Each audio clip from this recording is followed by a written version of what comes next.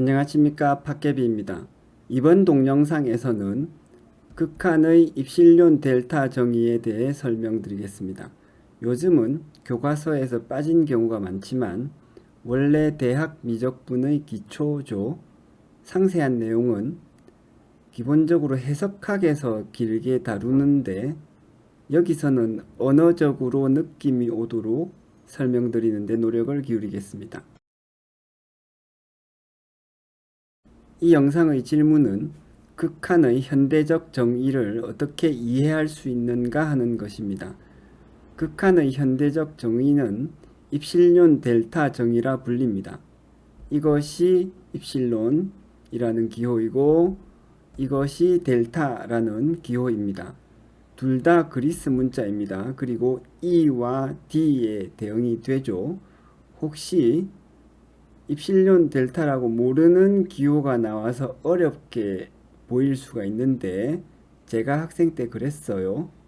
그냥 E와 D라고 생각하시면 됩니다.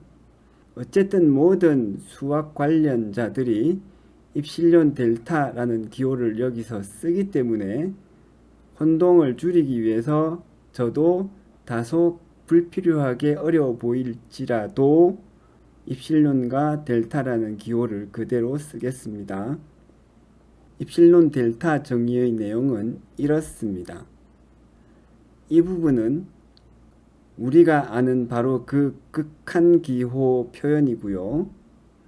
이 부분이 그 뜻을 정의한 거죠. 그런데 여러분, 이 말의 뜻이 쉽게 다가옵니까? 이 말의 의미는 이런 거거든요. 우리가 아는 바로 그 뜻이에요. t가 c에 가까워질수록 ft의 값은 l에 무한히 가까워진다는 것. 그런데 저는 대학생 때 미적분 공부하려고 강의를 들으러 책을 딱 폈는데 제일 처음 나타난 이 정의가 이해가 도저히 안 되어서 조용히 책을 덮고 강의실을 나왔었습니다. 제가 이 동영상에서 설명했듯이 수학은 논리적 동어 반복에 기초한 필연성의 학문이라서 잘 알면 당연하게 느껴져야 하고요. 어렴풋이 알아도 그럴만하다고 느껴져야 합니다. 그런데 이 내용이 그럴만하게 느껴집니까? 아니죠. 어떻게 이해해야 이게 그럴만하게 느껴질까? 이제 그걸 설명해 보겠습니다. 이제 설명드릴 내용이 사실 입실론 델타 정의의 내용을 이해하는 것이라 할 수 있습니다. 즉 이것을 이해하는 거죠. 그리고 이것이 출발점이기도 합니다. 우리는 최종적으로 이와 같은 결과에 도달해 볼 것입니다. 먼저 그러기 위해서 이 대목을 봅시다. 이걸 수학적으로 어떻게 표시할 수 있을까요? 그림으로 그리면 이런 뜻이죠. 즉 이렇게 된다는 겁니다. t가 c에 가까워졌죠? 이것을 달리 표현하면 t와 c 사이의 차이인 델타가 줄어든 거죠.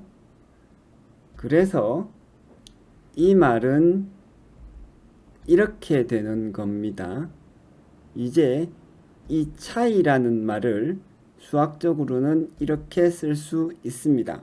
이해가 되셨죠? 다음으로 이 말을 봅시다. ft가 l에 무한히 가까워진다는 것은 똑같은 방식으로 생각해서 일단 ft와 l 사이의 차이가 작아진다는 뜻이고 그래서 이렇게 되겠습니다.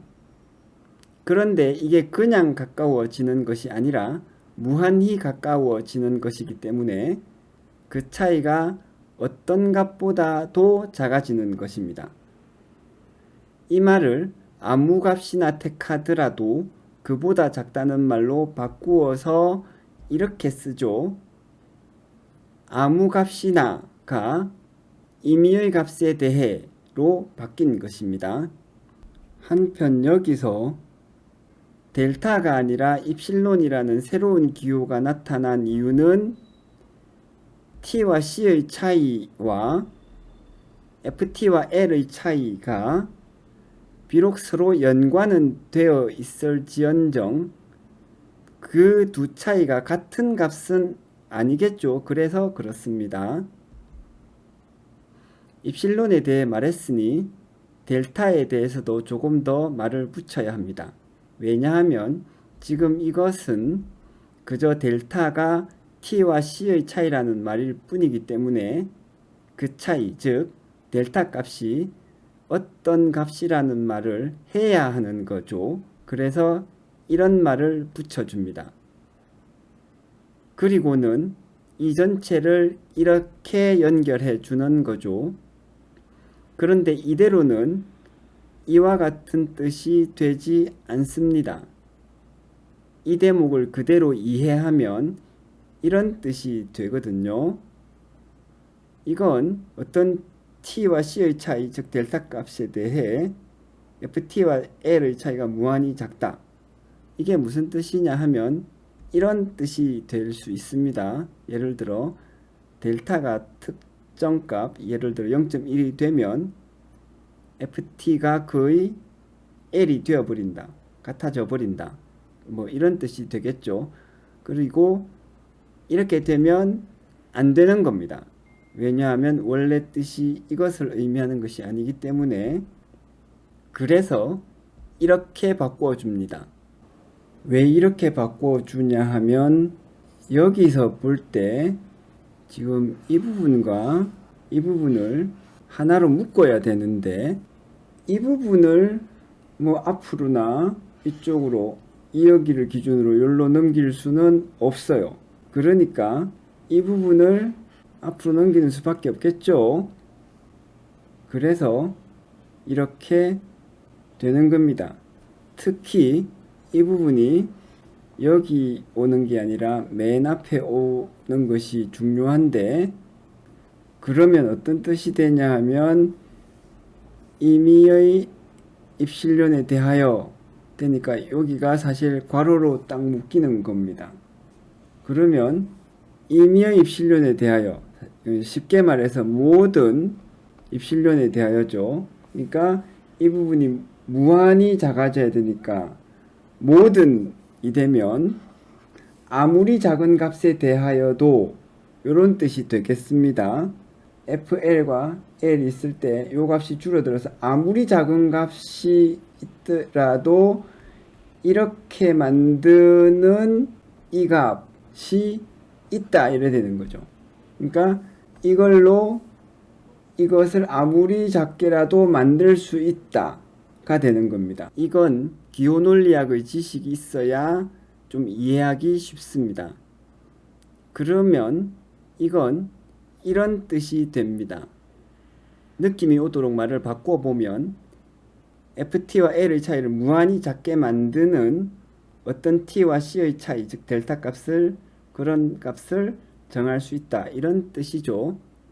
느낌이 오도록 이것을 말을 좀 바꿔보면 이런 뜻이 되고, 즉 ft가 거의 l이 되도록 하는, 이게 이제 차이를 무한히 작게 만드는 을 거의 되도록 하고로 좀 느낌이 비슷하도록 만들었습니다. 여기서 델타의 값을 정한다는 것은 이렇게 델타를 매우 작은 값으로 줄이는 것을 생각하는 것입니다. 그런데 이건 느낌이 오도록 다소 편법적으로 부정확하게 설명한 것이고, 편법이 없이 정확하게 설명을 하자면 이렇게 됩니다.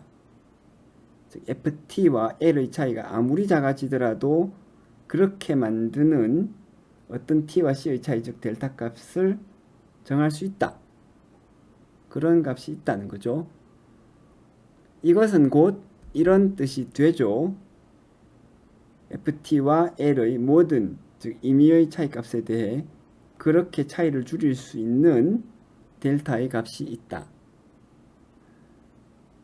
아무리 작아지더라도가 임의의 차이 값에 대해로 바뀐 것입니다. 그런데 이렇게 생각하면 이런 표현이 생기죠. 그래서 이렇게 바꿔줍니다. 그래서 이제 이 부분을 정리해 보면 이렇게 되는 거죠. 이렇게 해서 처음에 계획했던 대로의 결과가 나왔습니다. 이것을 정리한 것이 이겁니다. 교과서에 나오는 내용요. 그리고 이번 영상의 설명도 끝이 난 겁니다. 이 내용은 자주 봐서 친숙해지는 것이 좋고요. 원래 이 내용은 앞에서도 말씀드렸듯이 해석학에서 단계적으로 다루는 것이기도 합니다. 만약 이번 동영상의 설명이 너무 상세해서 오히려 혼란스럽다면 이 동영상을 참조해 주시기 바랍니다. 끝으로 영상이 도움이 되셨다면 좋아요와 구독 그리고 알림 버튼을 한 번씩 눌러주시면 감사하겠습니다. 감사합니다.